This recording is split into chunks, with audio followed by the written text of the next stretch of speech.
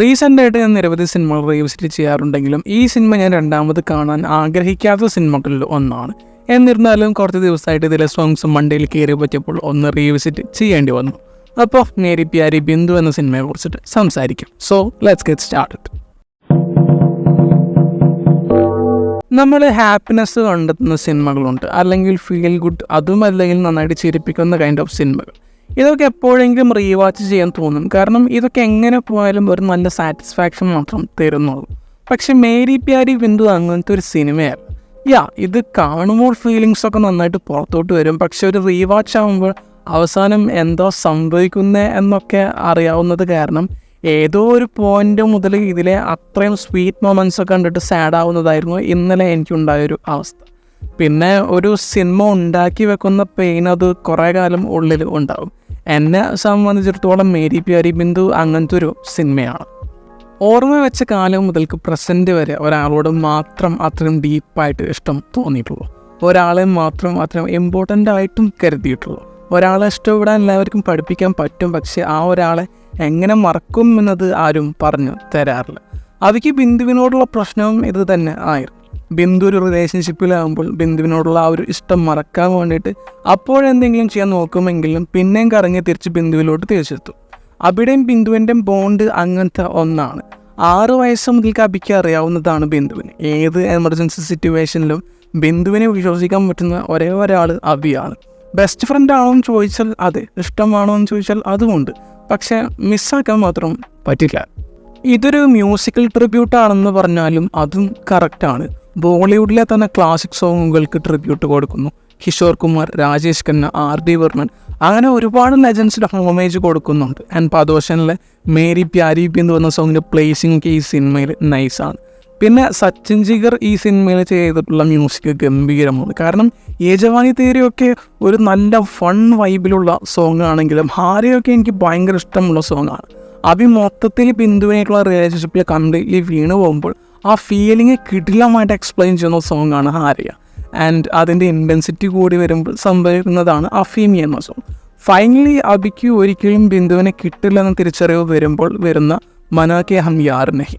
അങ്ങനെ ഓരോ മൊമെൻറ്റിനും പെർഫെക്ഷനോടെ നിൽക്കുന്ന സോങ്സ് സച്ചിൻ ജിഗർ ഈ സിനിമയിൽ ചെയ്തിട്ടുണ്ട്. നമുക്ക് എത്ര ഇഷ്ടമുള്ള ഒരാളാണെങ്കിലും നമ്മുടെ ഹാർഡസ്റ്റ് ഓഫ് മൊമെൻറ്റ്സിൽ അല്ലെങ്കിൽ പൊട്ടിപ്പൊളിന് അത്രയും ഒരു മോശം സ്റ്റേജിലിരിക്കുമ്പോൾ ഒരാളുടെ പാർട്ട്ണർ അല്ലെങ്കിൽ ലവ് ഓഫ് മൈ ലൈഫ് എന്ന് പറയുന്ന വ്യക്തിയാണെങ്കിലും ഇങ്ങനത്തെ ഒരു മൊമെൻറ്റിൽ നമ്മളെ മനസ്സിലാക്കാൻ പറ്റാത്ത അവരുടെ സൈഡ് മാത്രം നോക്കുമ്പോൾ ആർക്കാണെങ്കിലും ഒരു പൊട്ടിത്തെറിക്കുന്ന റിയാക്ഷൻ ഉണ്ടാവില്ല. അത്ര തന്നെ ബിന്ദു അബിയോടും ചെയ്തുള്ളൂ.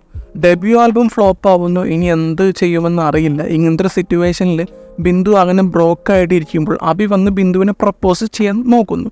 പക്ഷെ അപ്പോഴത്തെ സാഹചര്യത്തിൽ ബിന്ദു ഇതിനൊന്നും റെഡി ആയിരുന്നില്ല. കരിയർ എന്താവുമെന്ന് അറിയാത്തൊരു സിറ്റുവേഷൻ. ഇങ്ങനെ വരുമ്പോൾ ബിന്ദു ഉള്ള കാര്യം അബിയോട് പറയുന്നു, ഞാനിപ്പോൾ ഇതിനൊന്നും തയ്യാറില്ലെന്ന്. എന്നാൽ അബിയുടെ ഡ്രീം മൊമെൻറ്റിൽ മാത്രം ചിന്തിച്ചുകൊണ്ടിരുന്നുകൊണ്ടും ബിന്ദുവിനെ മനസ്സിലാക്കാത്തതുകൊണ്ടും അവർക്കൊരു ബ്രേക്കപ്പ് അപ്പോൾ ഉണ്ടാവുന്നു. അബിയുടെ മൊമെൻ്റ് ഉണ്ടാക്കാൻ പോയതാണ് പ്രശ്നം. പ്രപ്പോസ് ചെയ്യാൻ പാടില്ല എന്നല്ല, പക്ഷെ അതിനെ പറ്റിയ സമയം അതല്ലായിരുന്നു. ഈ കാര്യത്തിൽ അബി റോങ് ആയിരുന്നു, ബിന്ദുവിൻ്റെ ഭാഗത്തായിരുന്നു ശരി. പക്ഷേ ഇതെല്ലാം അറിഞ്ഞിട്ടും ബിന്ദു അബിയെ കോൺടാക്ട് ചെയ്യാൻ ശ്രമിക്കുമ്പോഴും അബി റിയാക്ട് ചെയ്യുന്നില്ല. ഈഗോ ഹേർട്ടായി. ബിന്ദുവിനോട് അപ്പോൾ ദേഷ്യമുണ്ട് അബിക്ക്. ബിന്ദുവിനെ നഷ്ടപ്പെട്ടത് അയാളുടെ മിസ്റ്റേക്ക് കാരണമാണ്. പക്ഷേ അത് മനസ്സിലാക്കി വരുമ്പോഴേക്കും വർഷങ്ങളും പോയി, ബിന്ദുവും പോയി.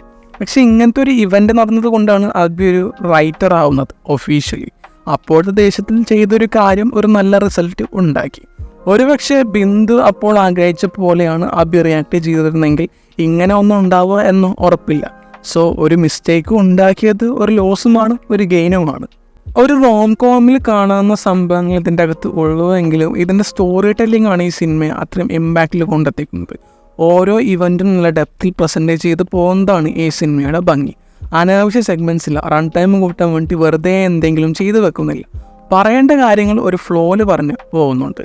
അത് കാരണം ഈ സിനിമയുടെ ഉള്ളിലെ ഫീലിങ്സ് അത്രയും ഡീപ്പായിട്ട് മനസ്സിലാക്കാൻ എനിക്ക് പറ്റിയിട്ടുണ്ട്.